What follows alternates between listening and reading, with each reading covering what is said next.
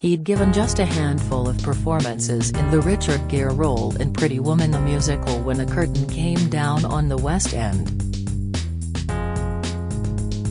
Literally. This was March 2020. People were urged to stay at home because of COVID, says Danny Mac, and that killed theatre in an instant. The show didn't resume until July the following year. But looking back now, Danny, 35, views the pandemic as a beautiful disaster. Professionally it was catastrophic, he says. But, on a personal level, it came as a welcome respite. I was in my early 30s. I'd been married to Carly Stenson a year and a half, although we'd been together for 6 years. But we hadn't really had an opportunity to spend much continuous time with each other, just the two of us, because of our careers. So, it was nice to stop. This industry is a bit of a rat race. There's always the feeling you've got to be ahead of the game. But suddenly it meant that you weren't looking over your shoulder the whole time. We were all in the same boat. What about on the home front? Did he make himself useful round the house? He laughs. More than that. We built a house. I can't say I did so with my own hands, but I was project manager. When he was a toddler, Danny moved with his family from Bromley to Bognor Regis. And that's where he and fellow actor Carly live when they aren't on the road. Having such a crazy life, we like being pulled back to Bognor. His family live next door and the star couple's new home is large enough to accommodate Carly's friends and relations visiting from Wigan.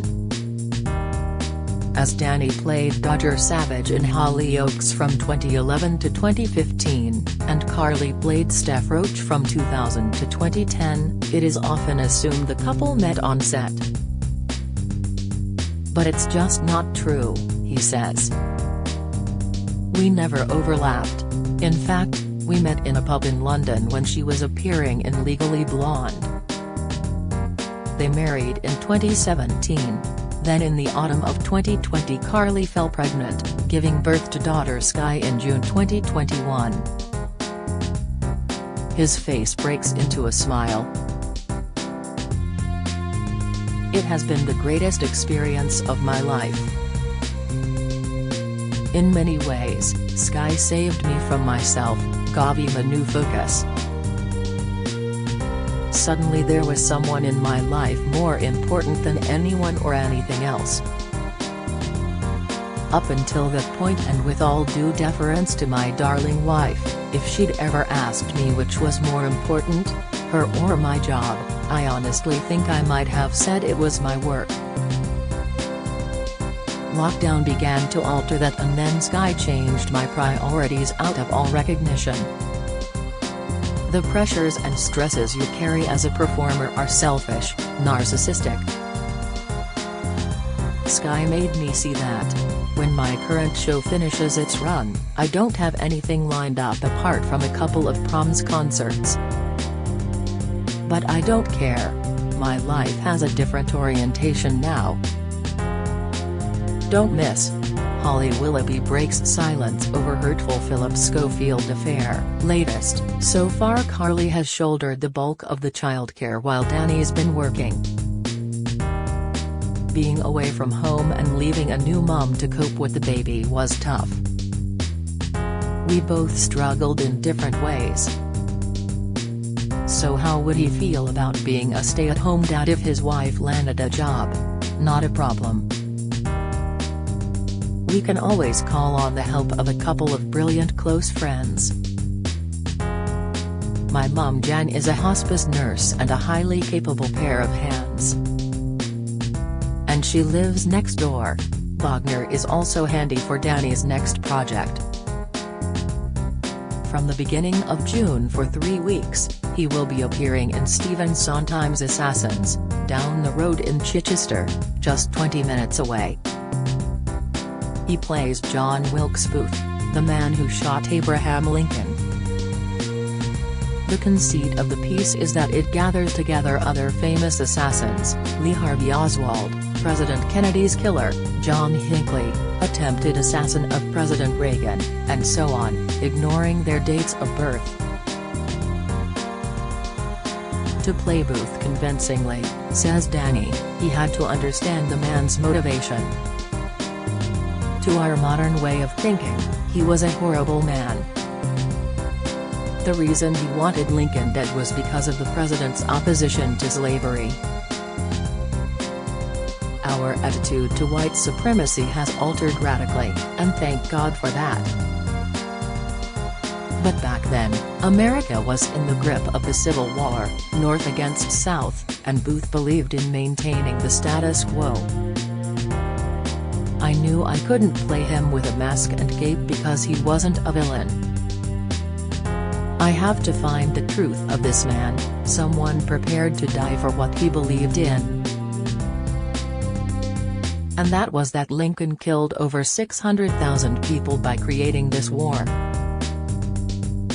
If the same thing happened here and the Prime Minister had pursued a policy that resulted in as many deaths, there'd have been any number of candidates wanting to put a bullet in his head. So, I have to play Booth as a principled man standing up for what he believed in. He adds, to this day, there's a view that, if he hadn't shot the president, Lincoln might not have been hailed the hero that history judges him to be. Nor was Booth a lawless madman. He was a distinguished actor from a good family. I've got to present Booth as a three-dimensional figure. To help him inhabit the role, Danny has grown a beard which only enhances his dashing good looks. With his piercing blue eyes and black, slicked-back hair, it's easy to see why he was cast in Pretty Woman, and why he scored such a hit when he appeared on Strictly in 2016. But he had a problem. He was so good from the get-go that there was little room for him to embark on the dreaded journey, improving before our eyes each week. The result was he came joint second with Louise Redknapp, both of them trailing eventual winners, Oruduba and Joanne Clifton. As it happens, Strictly has been much on his mind lately with the death of head judge Len Goodman. It came as a shock. I didn't even know he was ill, but, in a way, that was typical of the man. He wouldn't have wanted a fuss. Danny only has good things to say about Len. He was a gorgeous soul, a true gentleman, with a very special energy. I was in his last series and I'm so grateful for that. He was front and center, the focus of the show. His legacy will live on forever. But he was by no means a pushover. There's a fleet of taxis that ferries contestants and judges to and from filming, and Len was always checking up on the contestants. He'd ask his driver who was putting the hours in, who'd been rehearsing all day long and who was a bit more casual. If someone didn't do their best dance but they'd been working hard in the week, he'd show them respect. But, if they weren't up to scratch and they hadn't put in the hours, he'd give them a hard time. Away from the cameras, if he wanted to have a verbal scrap, it was all on the table. There was no unpleasantness, he was just upfront. A sad loss. 5 years from now, where does Danny see himself? Maybe having branched out into directing or landing a major role in a TV drama. And I'd love to work with Carly, it's something we've never done. So, he's happy? God, yes, but also terrified because I'm an actor and because it's not just me anymore. I'm a dad now. Sky has made my life more highly colored than it's ever been. She's given my life an extra edge. But I'm not complaining. This is what I want. This is how I'm built.